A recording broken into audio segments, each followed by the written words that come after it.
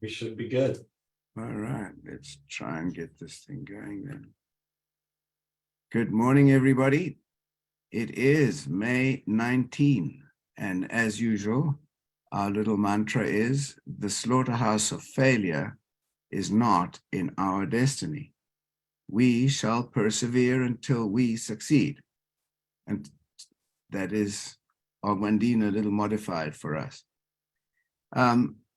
So today we're going to talk about stuff, but honestly, every Friday we talk about mindset, and we bring up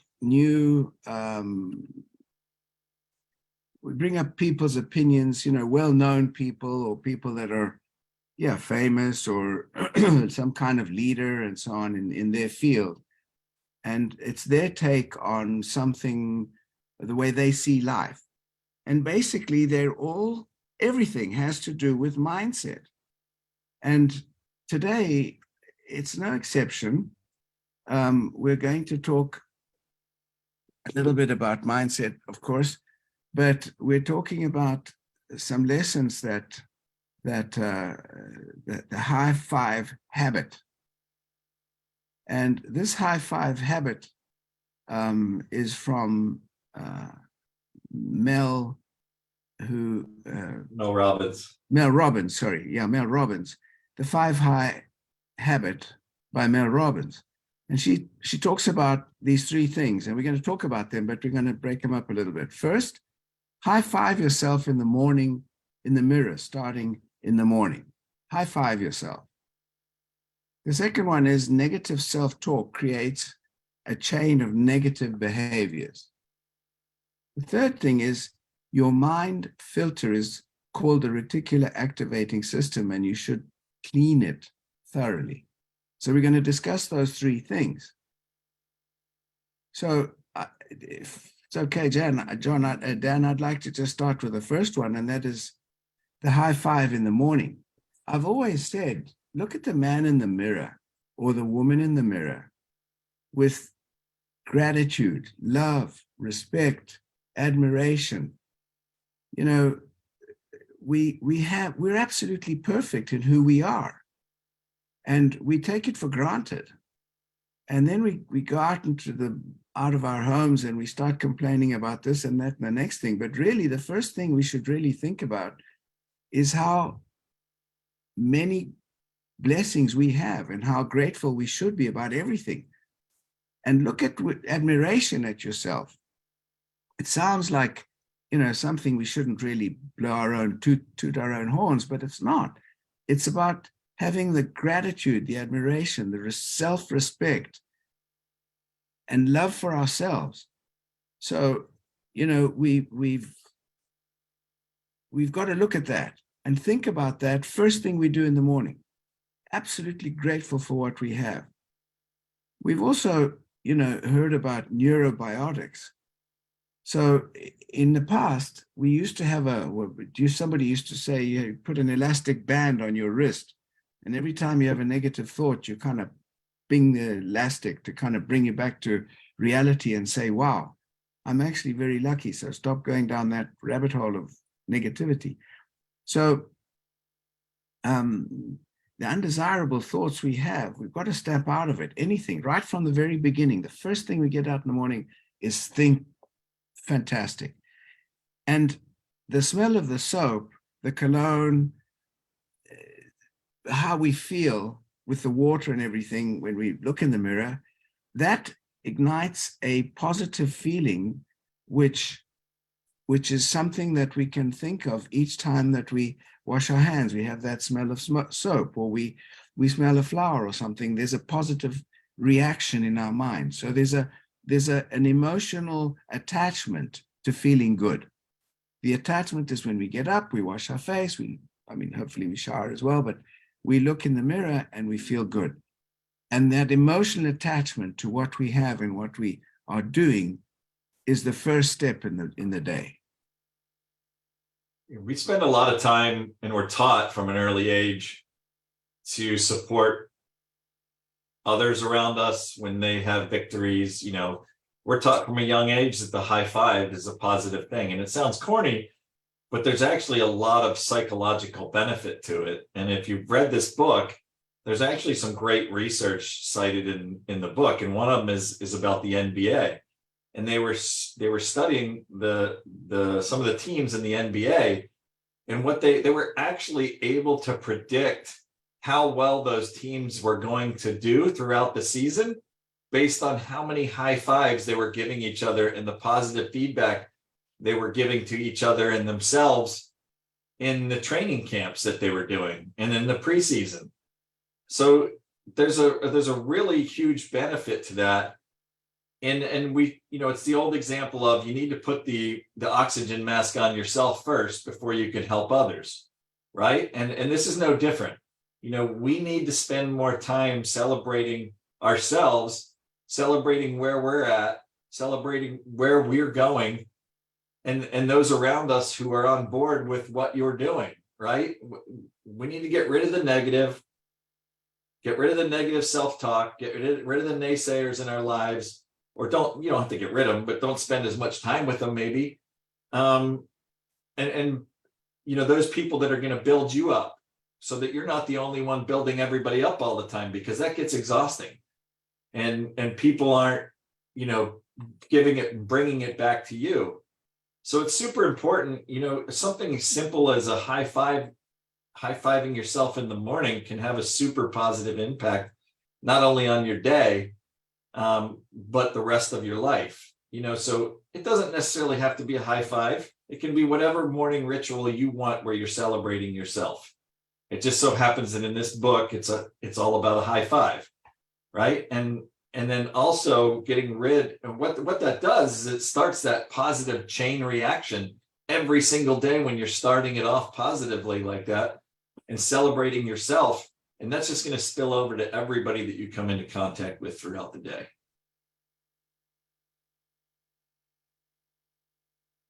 You're muted, Lawrence. Sorry, I was coughing. So we are energy fields, and we receive and transmit energy from other people. And if we leave our homes or wherever we are in the morning with a feeling of yay, great feeling of positivity, feeling of I'm going to conquer the world today, I'm here, world, wake up, I'm here. It's all about making a difference, and you feel good about yourself. That positive energy, believe it or not, is transmitted and emanates, and another person can actually feel that. It's exactly the same way when we feel like we've got the world on our shoulders. You can see somebody who's got the world on their shoulders, and you say, what's the matter? Because we can see it, we can feel it. What's the matter? Oh, my woe is me story comes out, and we can feel that. We don't want to hook into it, but we can feel it. The second thing that the second one was being negative affects your behavior more than you think. Well, I always said the size of the challenge is directly proportional to the emotion with which we view it. So if we look at something, a challenge, with excitement and enthusiasm, we will have a positive outcome. Making problems and challenges a game can completely change our outcome. If we look at a problem and say, oh, really, is that all it is? Come on, man, I can fix that. It becomes a game.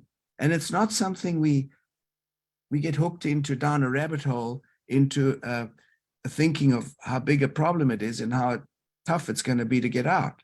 Think how easy it's going to be to get out. Think of the problem as something that is fun. It's fun to fix it. There are only two things we can't fix in our lives, and that's death and paying taxes. The rest of it is all fixable. And if you look at life and say, wow, there's a problem there, or there's a negative thing going on there, okay, I'm going to not hook into that, and I'm going to feel good about how I can solve that if it's affecting me. And we've got to take the reins of our own lives into our own hands and not be dictated to by anybody else's stuff going on in the world.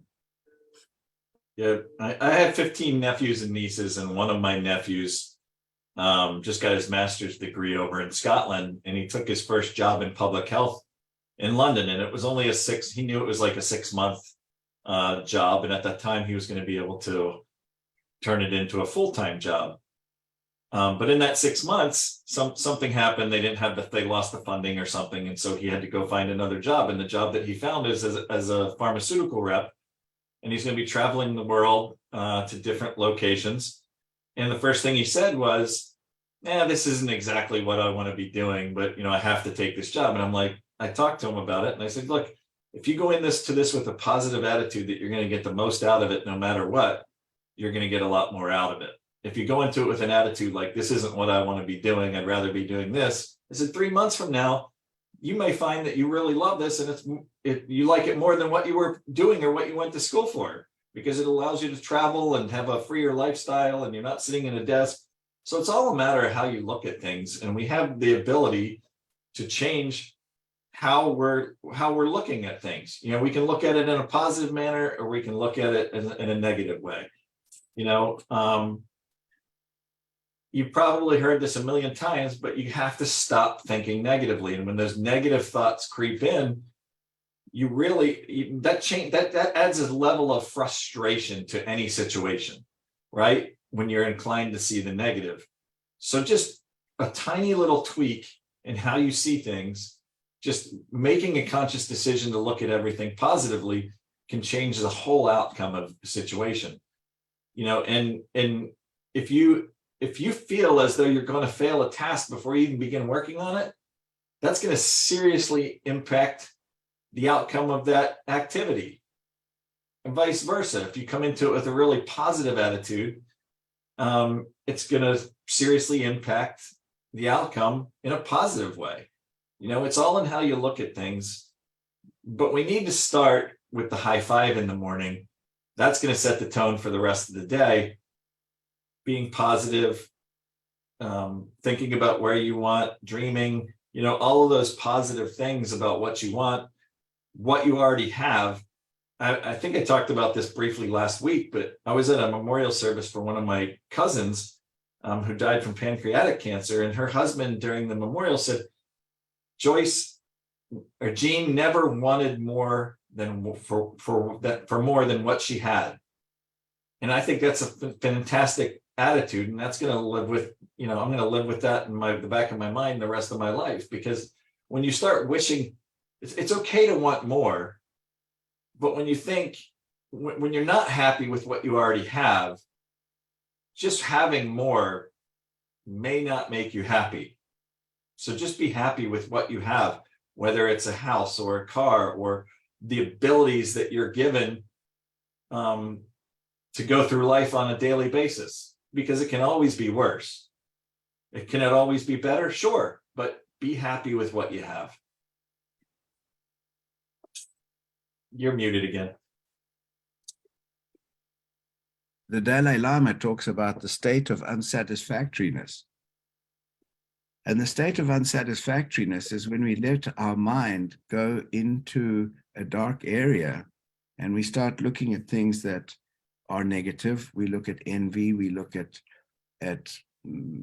just not being satisfied with what we've got. And the Dalai Lama calls it the state of unsatisfactoriness. So in the book here that we're referring to, the third part of this was free your mind of negativity and frustration to leave room for positivity and growth. Well, your mind has a filter, much like a machine, called the reticular activating system, or the RAS. Well, the RAS, or the reticular activating system, is the yellow Volkswagen syndrome. And I like to put this into this context where we look at the yellow Volkswagen system, the yellow Volkswagen, when, we don't even notice the yellow Volkswagen, but if we're going to buy one, then, or if we have one, then suddenly we see everybody else has got a yellow Volkswagen and they're all over the place. So in our own way of feeling good about things, we've got to add an emotional aspect to it, to the positive thing. So there's an emotional connection to something that we have suddenly gotten into a yellow Volkswagen. 3 months ago, I didn't even have a car. Now I got a yellow Volkswagen. I never even saw them. Now everybody's got a yellow Volkswagen. So there's an emotional attack, an emotional high five on that too. Yay, there's another emotion. There's another yellow Volkswagen. And so this is where we start to have an emotional attachment to a positive thought that we've put in our mind. And actually, the mantras that we say to ourselves, the slaughterhouse of failures, not in my destiny, we shall persevere until we succeed. These are mantras that we say to ourselves. Not only that, I mean, there are many, like, the definite purpose statement of or the mission statement of our work, of our jobs, of our careers, of whatever we want. There's a definite purpose statement. And what is it? And it's where you start to visualize and say, well, today is December the 31st, 2023. And I'm earning, put the numbers in. I have so many people on my team that are successfully doing so much. I'm selling so much volume on a monthly basis, etc. These are a sort of an auto-hypnosis that we put ourselves. And I think that's where we, by repeating over and over the things that we really, really want and believe, that's all the positive side of stuff. Of course, it can have negatives. You can have a negative stuff and go into the rabbit down a dark hole, but we don't want to do that. Stick to the positive things, stick to the high fives, stick to the things that are yay about your life. What is it that you want? These are the same questions we ask. Who are you? 5 words, define it. What do you want? This is what I want. Okay, go for it. And then no wavering. Focus on that. Be absolutely in love with what you do. Positivity. It's not easy to be positive all the time, every day, 24/7, as it were, because things happen and we kind of get into a bad mood for maybe, half an hour or an hour, or something happens. But we've got to get back into that feeling of euphoria. I live in euphoria. I really do. People say, how do you work? Why do you work? I don't work. This is not work. This is fun. I'm having fun. I'm hoping that out of the 40 million words we say during our lives, maybe, 50 words will be of some use to somebody to make a difference to their lives. And this is the fact that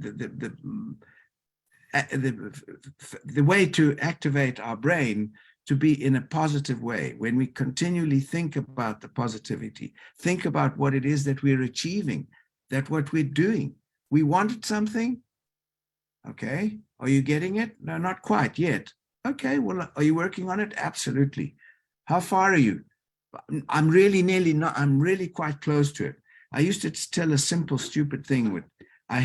Prior to coming to the States, I had never in my life washed a dish. I hate to admit it, but it's true.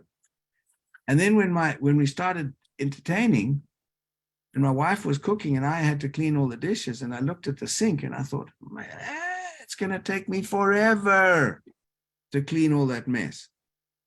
And then I changed my mind and I said, you know what? It's fun. I'm nearly finished. It took exactly the same time physically when I thought it was going to take me forever as when it was going to be just a fun thing. It took me the same time, except it seemed like nothing when I put into my mind that it was just a game and I'm nearly done. And it's a mindset. Everything we do is a mindset. It's auto-hypnotizing ourselves through auto-suggestion of whatever we want. We can do, we can achieve, we can do that. Just get rid of it. Give a high five to yourself from the first minute you get up. Gratitude, attitude. Yeah, this RAS system, this reticular activating system, as you said, Lawrence, it acts like a filter, right? And it needs to be able to filter out the good from the bad. And we really want the relevant information to reach our conscious mind. And in order to do that, sometimes, we get in these negative flow states, or, as Lauren said, a half an hour a day, or, you get in this negative mindset. But we really need to rid ourselves of that negative data that's reaching our brain. And sometimes this RAS system requires that we reset it, because it's not accepting that information correctly, like in that 30 minutes or an hour where you get into that negative flow state. So, one of the easiest ways to do that is just to put optimism in front of pessimism. When you get into those negative flow states, you need to start thinking positively. Think about something good that's happened to you. Don't dwell on it. I don't dwell on anything for more than a couple of minutes. Even if it's something horribly bad. When I was diagnosed with cancer, they told me that, and it wasn't a negative response that I had. It was just like, okay, I'm going to beat this. It's not a big deal. I've done a lot more difficult things in my life than this. So it's not, I didn't dwell on it. I just moved on. What do I need to do? Get to the next step, show as much positivity as possible. And then you also have to, sometimes you have to look for those positive things to change that flow state or what's reaching your brain. You have to look at the good side of things, no matter what they are, no matter how bad they are. Always be seeing the glass half full instead of half empty. I have a sister-in-law that every winter she complains about how cold it is and she can't wait for summer. And then the first 85-degree day we have and it's humid, I can't wait for winter. It's so hot. I can't wait. It's like summer hasn't even started yet. And you're already complaining about how hot it is. There's nothing you're going to do about it. The only thing you can do is sit in your house in air conditioning or go, swim in a pool. So if you really don't like it that much, there's a solution to every problem, but most importantly, you have to have keep that negative data from getting to your conscious mind, right? It's everything is only as negative as you want to make it. And it's very easy to turn that around. I mean, it's much easier to smile. You've heard the saying, it takes a lot less effort to smile than it does to frown. Same deal. Takes a lot less effort to be positive than it does to be negative. Well, three things on that, Dan. One is, the first one, people who look towards, I wish it were Friday, are wishing their lives away. They're making their lives shorter. I'm looking forward to Friday. No, I'm not. I'm looking forward to Monday. Because Monday is the start of something and not the end of something. So the person who's wishing their life, I wish it was summer, I wish it was winter.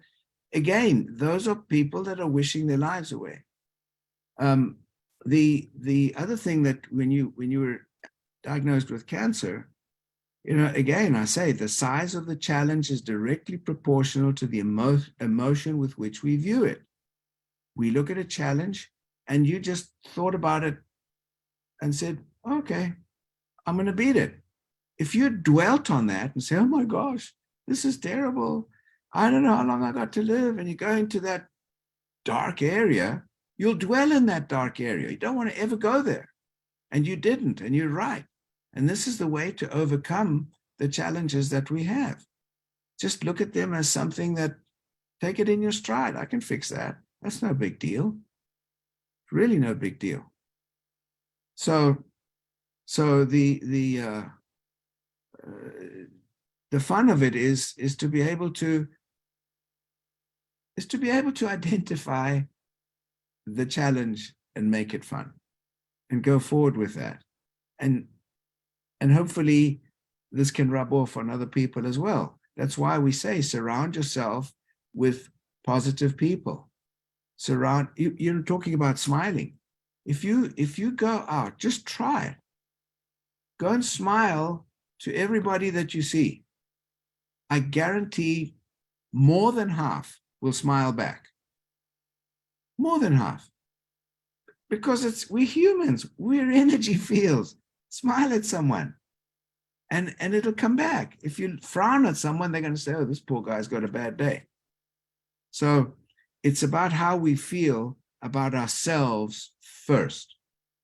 We have to feel good about ourselves. We have to, well, high five it today. We're talking about a high five. Let's do a high five every day. That's the first thing. Yes, sir. Now, by the way, don't ever do that to a Greek guy. Just so you know, everybody, if you say this to somebody that's Greek, that's the biggest insult you can give the person. I don't know if I should explain it, but I'll just leave it at that. Don't do this to a Greek guy. Because that's So I'm notorious for taking my family on hikes, and I'm also notorious for not quite exactly knowing how long that hike is. And or thinking it was shorter last time I did it. So we went on a hike a couple weekends ago, and I thought it was around 3.5 miles. It ended up being closer to 9. But, but we're halfway into it, and the kids, everybody's miserable except me because I love being in the woods. And I'm like, just make the most of it. This can be a positive thing or it can be a negative thing. And the kids kept saying, well, how much further? And, I kept saying, what does it matter? We're already 4.5 miles into the woods. There's only one way back. It's going to take us the same amount of time to get back. So just put one foot in front of the other and let's get on with it. And when we get back, you're going to be happy you did it. So it's turning those negative things, as some people see it, into a positive. Just pointing out the different things on the trail to them, teaching them a little bit about trail etiquette. I use it as a teaching opportunity, and letting them lead the way to get us back. So there were some lessons in it. There's lessons in everything. It's all in what you look at, the way that you look at it. Is it positive or negative? And there's a book called The Silent Warrior that I read years ago, and it's about an athlete, Olympic athlete, who damages his leg and so on and so on. Anyway, the trainer, when he's getting better, the trainer says, I'm going to take you to see something amazing today. So, okay. So they trape up this mountain. Imagine Dan going up this mountain for hours. And the guy says, well, what are you going to show me? He says, we're going to get there. And they keep on and walking. Meanwhile, the guy's getting his strength in his leg. And they get to the top of the hill, big mountain. And the guy looks around and he said, what do you want to show me? And he said, that stone. He says, you're kidding. You brought me all the way up here to show me the stone? He says, no, you idiot. I brought you up here, but you didn't even see the journey. You didn't absorb anything. You were so fixed on trying to get to your destination, you didn't even think about what was around you. We've just seen the most phenomenal scenery on the planet. You didn't even think about it. You didn't see it because you were thinking about what was at the end. No, enjoy the journey as well. It's about being open. It's about expanding your mind. Anyway, it's 10 o'clock. Anybody, sorry, got anybody? Not to cut it short, but anyway, it's 10 o'clock. No. Anybody got anything they want to add, or any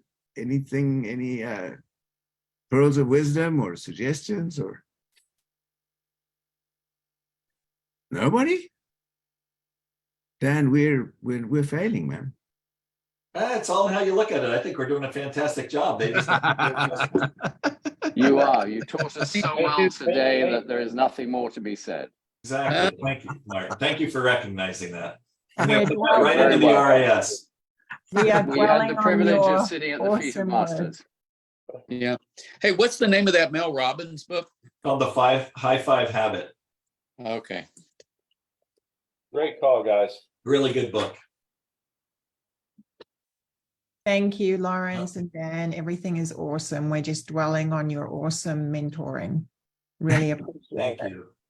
Well, thank you for being on the call, and enjoy the journey, man. Today's another journey. Enjoy it. All right, everybody. Have a Thank great you. weekend. Lots of high fives. Yeah. Okay. God bless Okay. everybody. High five, man. All right. Thank you both. Have a great Thanks, everyone. weekend. Thank you. Blessings. Thank you, gentlemen.